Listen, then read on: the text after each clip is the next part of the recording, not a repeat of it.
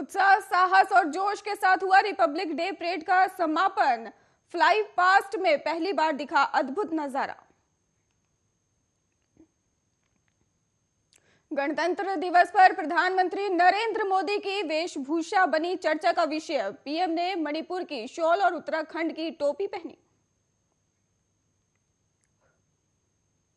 देश में पिछले 24 घंटों में कोरोना वायरस के 2,85,914 नए केस आए सामने।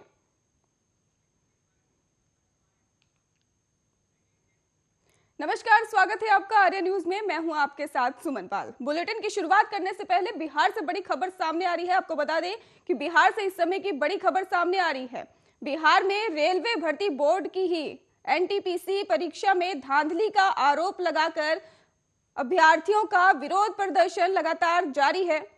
एनटीपीसी आपको बता दें कि इसको लेकर भी लगातार विरोध जारी है। लगातार तीसरे दिन भी जारी है अभ्यर्थियों का विरोध प्रदर्शन।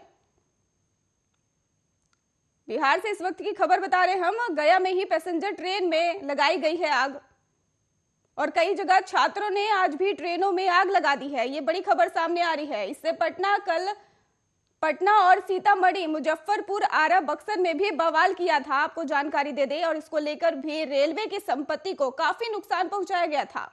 सीतामढ़ी में तो तोड़फोड़ और पथराव कर रही भीड़ को भी पुलिस ने हवाई फायरिंग कर हटाया गया था। बिहार से इस वक्त की बड़ी खबर हम आपको रूबरू करवा रहे हैं। लगातार तीसरे दिन भी जारी है अभ्यर्थियों का विरोध प्रदर्शन। रेलवे स्टेशन पर भी पथराव किया गया है और आग भी लगाई गई है।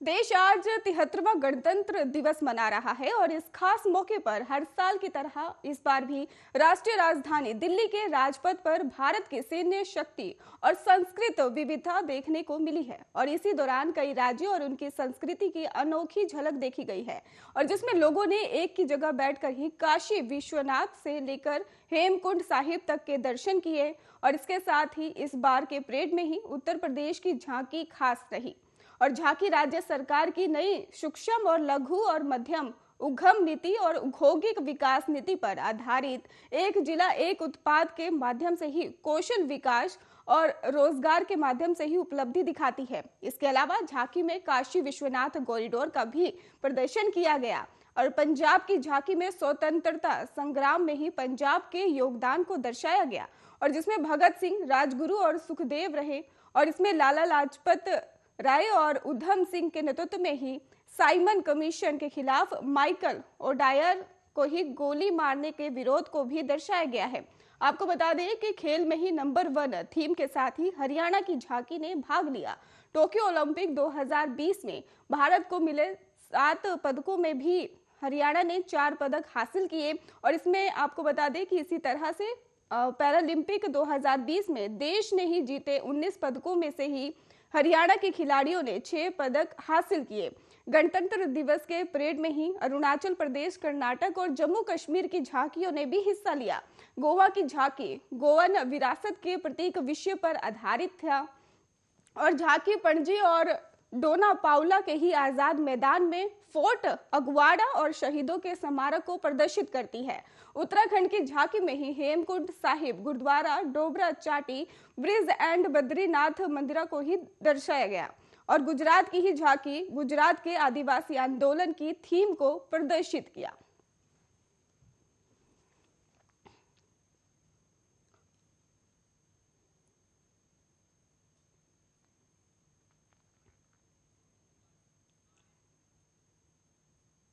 तिहत्तरवें गणतंत्र दिवस के मौके पर ही राजधानी दिल्ली के राजपथ में ही कई दिलकश नजारे देखने को मिले। पहले जहां अलग अलग राज्यों की झांकियों ने ही लोगों के मन मोह लिया, वहीं इसके बाद भारतीय एयरफोर्स की ताकत देखने को मिली है।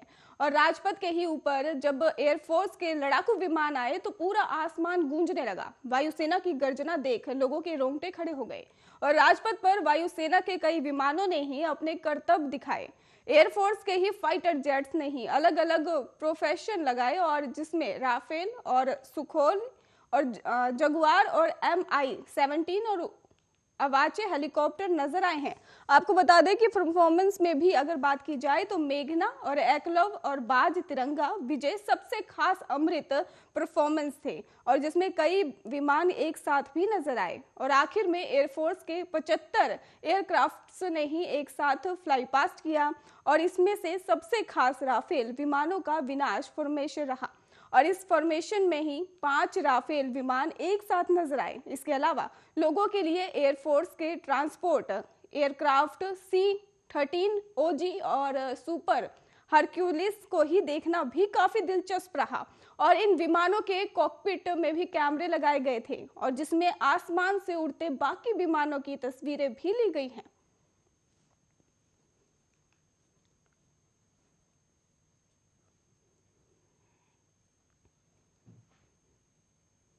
देश आज 73वां गणतंत्र दिवस मना रहा है, और प्रधानमंत्री नरेंद्र मोदी ने इस मौके पर नेशनल वॉर मेमोरियल पहुंचकर शहीदों को श्रद्धांजलि दी। वहीं 21 तोपों की सलामी के बाद से ही तिरंगा फहराया गया, और इसके बाद राजपथ कार्यक्रम की शुरुआत हुई। सेना के तीनों अंगों थल सेना, वायु सेना, जल सेना ने शानदार प्रदर्शन किया, और इसी कड़ी में आपको बता दें कि बीएसएफ की टीम ने भी परेड में भाग लेते हुए खास संदेश भी दिया। बीएसएफ के संदेश बेटियों को लेकर रहा, और उन्होंने बेटी बचाओ बेटी पढ़ाओ का प्ले कार्ड हाथ में लेकर प्रदर्शन किया। और इस साल बीएसएफ के सीमा भवानी और आईटीबीटी का भी दस्ता बाइक पर ही हैतरंगेज स्टंट करते हुए दिखाई दिया है, और सीमा भवानी बीएसएफ की ही महिला जवानों का दस्ता है। और आपको बता दें कि आईटीबीपी का भी बाइक दस्ता पहली बार परेड में शामिल हुआ है, और राजपथ शक्ति पथ बन गया है, जहां थल सेना, वायु सेना का पावर हाउस दिखाई दिया, और सेंचुरियन टैंक PT-76 और MBT अर्जुन MK-1 और APPC और टोपेज ने ही गणतंत्र दिवस की परेड में भाग लिया। और इसके अलावा स्वदेश में भी बनी होवित्जर MK-1 गन भी परेड में शामिल हुई, और राजपथ पर ही राष्ट्रपति, प्रधानमंत्री, रक्षा मंत्री और अन्य गणमान्य व्यक्तियों की मौजूदगी में ही देश की ताकत और संस्कृति की एक भव्य परेड का आयोजन किया गया। और परेड से पहले ही प्रधानमंत्री नरेंद्र मोदी ने नेशनल वॉर मेमोरियल यानी राष्ट्रीय युद्ध स्मारक पहुंचकर देश के लिए सर्वोच्च बलिदान देने वाले सैनिकों को श्रद्धांजलि अर्पित की। और इस दौरान ही पीएम के साथ रक्षा मंत्री राजनाथ सिंह और रक्षा राज्य मंत्री अजय भट्ट और रक्षा सचिव अजय कुमार और सेना के तीनों अंगों यानी कि थल सेना, वायु सेना, नौसेना के प्रमुख मौजूद रहे, और इसके बाद पीएम राजपथ पहुंचे।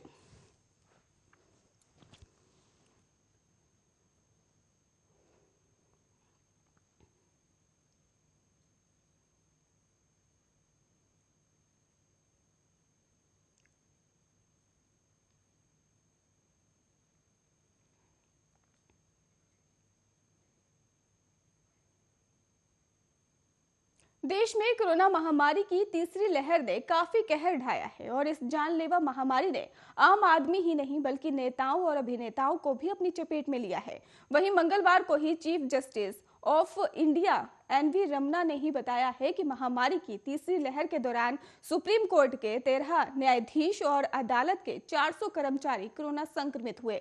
गौरतलब है कि CJI ये खुलासा करता है कि जब एक वकील ने शिकायत की कि उनके मामले को रजिस्ट्री द्वारा सुनवाई के लिए तत्काल सूचीबद्ध नहीं किया गया था, और CJI रमना ने वकील से ये भी कहा कि यदि आप समस्या नहीं जानते तो हम क्या कर सकते हैं। रजिस्ट्री में ही 400 लोगों को कोविड मिला, और 13 न्यायाधीशों का कोविड टेस्ट पॉजिटिव आया। हमारे शरीर के सहयोग नहीं करने के बावजूद हम बैठे हैं और मामलों की सुनवाई कर रहे हैं, आपको ये समझना चाहिए। और आपको बता दें कि देश के ही सर्वोच्च न्यायालय में ही 34 न्यायाधीशों की स्वीकृति शक्ति है। वहीं वर्तमान में ही सुप्रीम कोर्ट में भारत के मुख्य न्यायाधीश सहित ही 32 न्यायाधीश काम कर रहे हैं, और इसमें लगभग 3000 कोर्ट स्टाफ है। गौरतलब है कि कोविड-19 मामलों की बढ़ती संख्या को देखते हुए शीर्ष अदालत में ही 3 जनवरी से वर्चुअल मोड में ही सुनवाई हो रही है।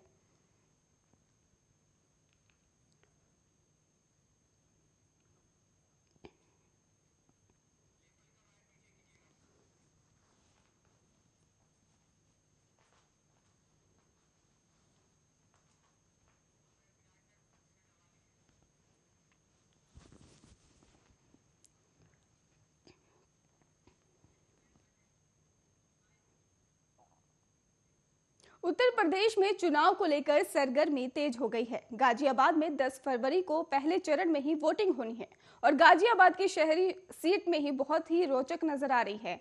स्वास्थ्य राज्य मंत्री अतुल गर्ग मौजूदा विधायक हैं और उन्हें फिर से ही गाजियाबाद शहरी विधानसभा का प्रत्याशी बनाया गया है, लेकिन उनके खिलाफ नाराजगी नजर आ रही है।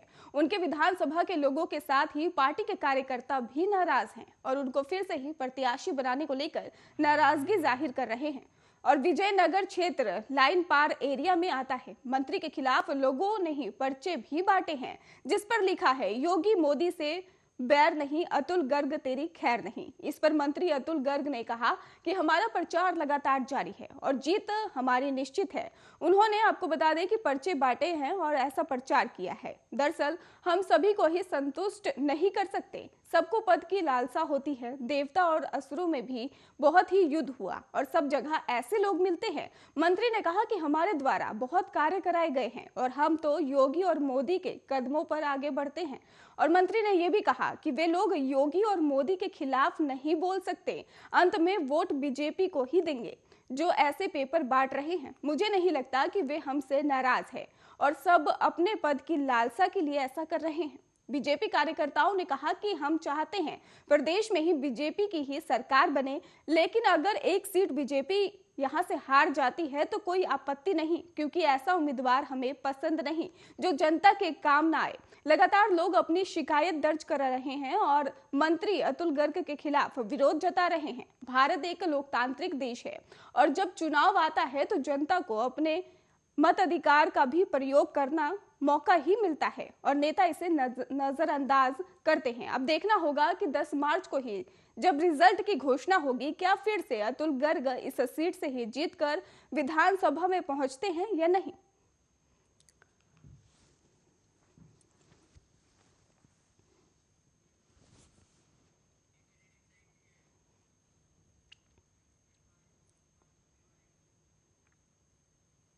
उत्तर प्रदेश विधानसभा चुनाव से पहले नेताओं का दल बदलने का दौर जारी है। वहीं ग्लैमर की दुनिया में भी कई स्टार्स अब राजनीति में हाथ आजमा रहे हैं।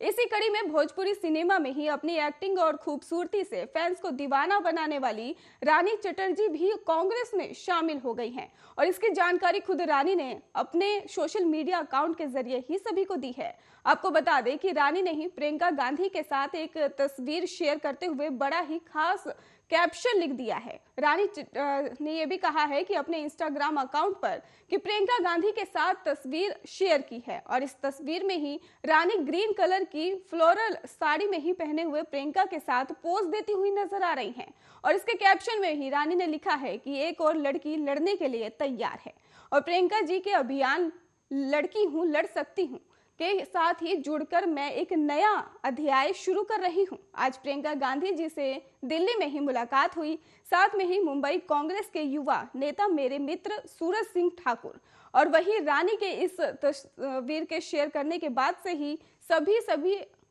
लोग उन्हें कमेंट बॉक्स में ही बधाइयां दे रहे हैं और एक फैन ने उनकी तस्वीर पर कमेंट करते हुए लिखा वेरी गुड। वहीं एक दूसरे ने लिखा कि स्वागत है कांग्रेस में। आपको बता दें कि यूपी चुनाव के लिए कांग्रेस पार्टी ने ही अपनी कमर कस ली है और इसके लिए प्रियंका गांधी ने यूपी में लड़की हूं लड़ सकती हूं अभियान शुरू किया है और लगातार महिलाओं से ही कांग्रेस को वोट देने की अपील भी कर रही हैं।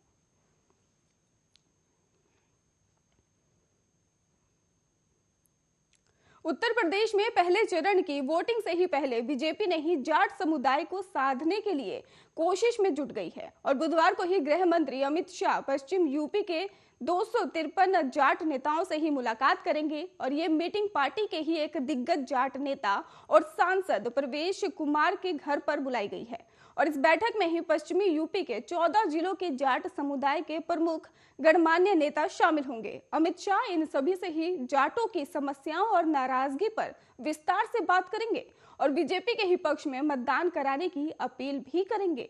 समाजवादी पार्टी और उसके गठबंधन में शामिल राष्ट्रीय लोकदल इस बार जाट मुस्लिम गठजोड़ बनाकर ही पश्चिम यूपी में बीजेपी को पटकनी देने की कोशिश में है। इसलिए जाट समुदाय के ही नेताओं के साथ गृह मंत्री अमित शाह की ये बैठक बेहद महत्वपूर्ण हो गई है।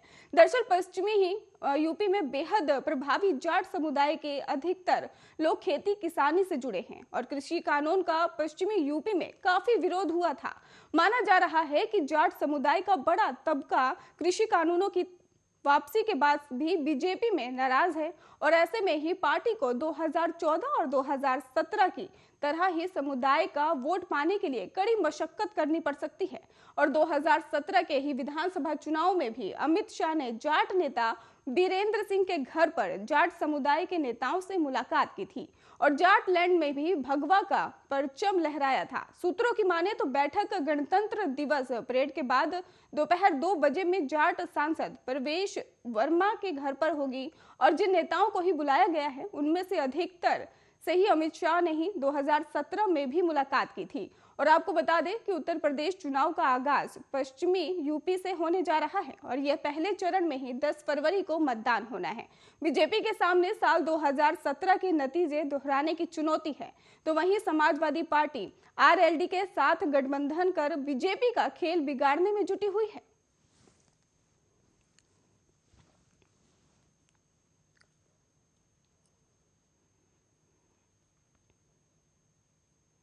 यूपी अब विधानसभा चुनाव बिल्कुल नजदीक आ गए हैं और इसी क्रम में ही सभी पार्टियां अपने अपने उम्मीदवार उतारने में लगी हुई है। आपको बता दें कि समाजवादी पार्टी ने ही मंगलवार को अपने 29 और उम्मीदवारों के नाम की घोषणा की है और इसी लिस्ट में ही सीतापुर की मिश्रिख सीट से ही सपा ने अपना प्रत्याशी उतार दिया है।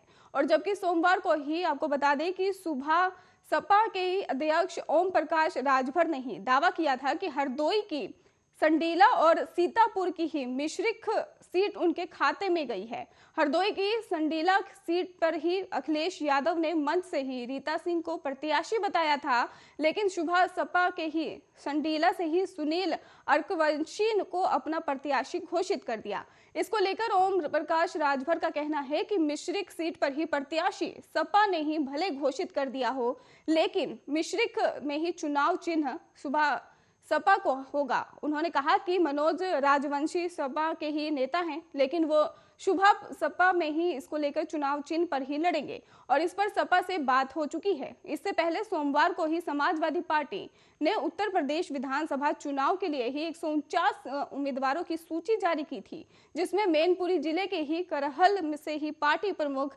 अखिलेश यादव, जेल में बंद नेता आजम खान को रामपुर से और पार्टी विधायक नाहिद हसन को ही फिर से कैराना से ही टिकट दिया गया है।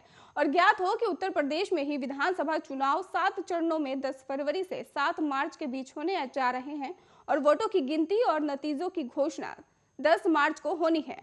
और यूपी में ही 403 विधानसभा सीटें हैं। ये भी बताते चले कि 2017 के विधानसभा चुनाव में भी समाजवादी पार्टी को ही 21.82% वोट शेयर के साथ ही 47 सीटें मिली थी।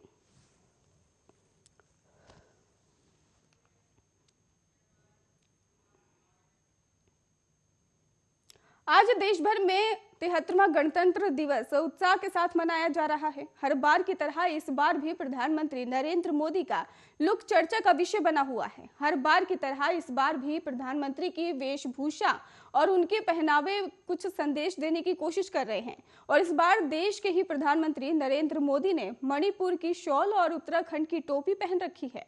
प्रधानमंत्री की टोपी की विशेषता ये भी है कि ये टोपी उत्तराखंड राज्य की है और उसमें उत्तराखंड का ही राज्य पुष्प कमल अंकित है। और पीएम हर बार उत्तराखंड में अपने केदारनाथ दौरे के दौरान पूजा के समय इस फूल ब्रह्म कमल का ही इस्तेमाल करना कभी नहीं भूलते हैं। वहीं इस उत्तराखंडी टोपी के अलावा पीएम मोदी मणिपुर राज्य का स्टोल भी पहने नजर आ रहे हैं, जो कि वहां का पारंपरिक पहनावा है। इसके अलावा प्रधानमंत्री ने हल्की भूरी सदरी और क्रीम कलर का कुर्ता और चूड़ीदार पैजामा पहना हुआ है और प्रधानमंत्री नरेंद्र मोदी का निराला अंदाज उनके कपड़े हमेशा से ही अलग छाप छोड़ते रहे हैं। पीएम नरेंद्र मोदी ने गणतंत्र दिवस और स्वतंत्रता दिवस के अवसर पर भी प्रधानमंत्री बनने के बाद से ही उनकी वेशभूषा को लेकर साफा और पगड़ी हमेशा से अपना अलग ही पहचान बनाती रही है और अपना एक अलग संदेश भी देती रही है।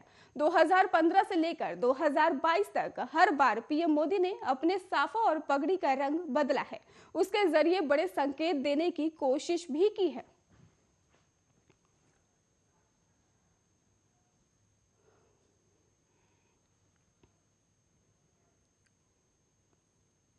देश में जानलेवा कोरोना वायरस महामारी के मामले कुल की तुलना में आज बढ़े हैं और देश में ही पिछले 24 घंटों में कोरोना वायरस के 2,85,914 नए केस सामने आए हैं और 665 लोगों की मौत हो गई है। देश में दैनिक पॉजिटिविटी अगर रेट की बात की जाए तो 16.16% है। बड़ी बात यह है कि देश में ही आजकल से ही 11.7% मामले ज्यादा आए हैं। वहीं केंद्रीय स्वास्थ्य मंत्रालय की ओर से जारी किए गए आंकड़ों के मुताबिक देश में ही अब एक्टिव संख्या लगातार बढ़कर ही 22,23,018 हो गई है। वहीं इस महामारी से जान गंवाने वालों की संख्या बढ़कर 4,91,127 हो गई है। आंकड़ों के मुताबिक कल 2,99,073 लोग ठीक भी हुए हैं, जिसके बाद अभी तक 3,73,70,971 लोग संक्रमण मुक्त हो चुके हैं।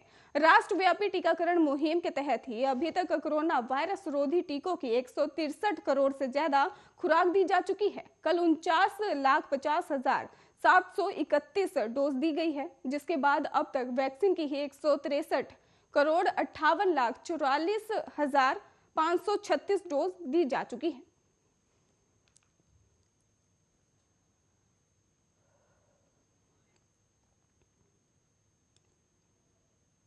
रूस और यूक्रेन के विवाद में ही अमेरिका समेत ही पूरे यूरोप में रूस के साथ ही तनाव बढ़ता ही जा रहा है और इसी सैन्य और राजनयिक तनाव के बीच ही ब्रिटेन के प्रधानमंत्री बोरिस जॉनसन ने ही मंगलवार को एक टीवी चैनल को दिए एक गए इंटरव्यू में कहा कि अगर रूस यूक्रेन पर हमला करता है तो दुनिया में ही द्वितीय विश्व युद्ध के बाद सबसे ज्यादा तबाही हो सकती है। इसके परिणाम यूरोप, पश्चिमी देशों सहित पूरी दुनिया के लिए काफी भयानक हो सकते हैं। इसलिए हम इस मामले में ऐसा नहीं होने देंगे और पूरी तरह से एकजुट हैं। उन्होंने कहा कि मैं रूस को ही एक बात स्पष्ट कर देना चाहता हूं कि यदि रूस के ही राष्ट्रपति यूक्रेन के साथ युद्ध शुरू करने का प्रयास करते हैं तो हम रूस और उसके सहयोगी देशों पर ही आर्थिक प्रतिबंध लगाने के साथ उनको रोकने के लिए सभी जरूरी कदम उठाएंगे और युद्ध शुरू करना इस समय बहुत ही आत्मघाती फैसला हो सकता है और उन्होंने इससे बचने के लिए भी राय दी है। जॉनसन ने ही आगे कहा कि मैं यूक्रेन गया हूं और मैं रूस के नागरिकों को बताना चाहता हूं कि वहां के लोग संघर्ष करेंगे, हालांकि वो इस तरह के कोई संघर्ष नहीं करना चाहते हैं। उन्होंने कहा कि यदि मैं रूस के ही लोगों की तरफ से कहूं तो अगर ये यूक्रेन पर हमला करते हैं तो उन्हें वहां से खूनी संघर्ष का सामना करना पड़ेगा और मुझे लगता है कि रूस इस तरह से काम नहीं करता है। बोरिस जॉनसन ने यह भी कहा कि यूक्रेन के नागरिकों को अपने देश की रक्षा करने का नैतिक और कानूनी अधिकार है। मेरा मानना है कि यूक्रेनी एकजुट होकर किसी भी हमले का विरोध करेंगे और इस तबाही से किसी का फायदा नहीं होगा। रूस को एक ऐसे देश को बर्बाद करने से बचना चाहिए जिसे सवालों यूरोप के ही एक जनजाति ने मिलकर बनाया है।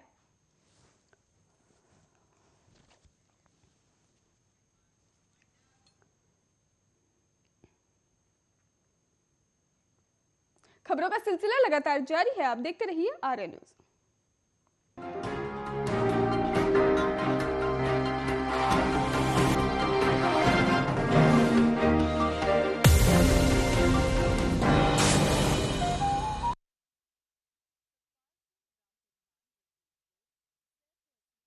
बाद जिला बिजनौर और पंचायत मेंबरों की ओर से सभी क्षेत्रवासियों और ग्राम वासियों को गणतंत्र दिवस की हार्दिक शुभकामनाएं।